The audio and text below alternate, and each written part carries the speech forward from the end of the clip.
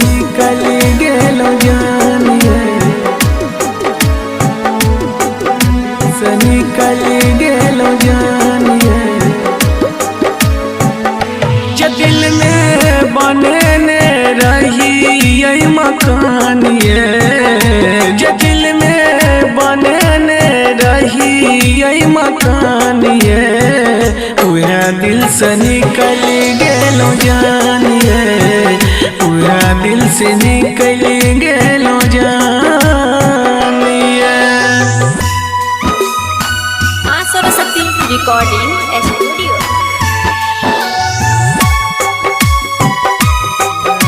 से निकल गेलो जानिए दिल में बने रही यही मकान ये दिल से निकल गेलो जानिए।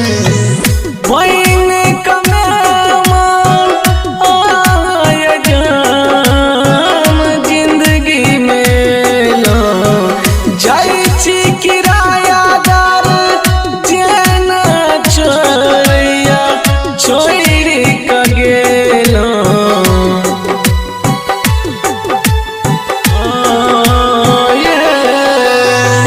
बहन कमेमान आए जान जिंदगी में लो जाई छै किरायादार जेना छोड़ी का महीना गेलो खिलो बेबहार जेना करे चैन खिलो बेबहार जेना करे चैन दिल में बने रही यही मकान ये जे दिल में बने रही यही मकान ये पूरा दिल से निकल गेलो जानिए पूरा दिल से निकल गेलो जानिए। मां सरस्वती रिकॉर्डिंग स्टूडियो। दिल से निकल गेलो जानिए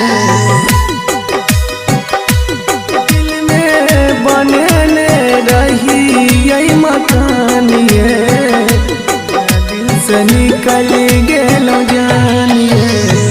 भइर गेल मन तो बढ़ल धड़कन के दर्दिया कहैया राजू चंदन सोच के दुखिए पीट के छतिया ये जान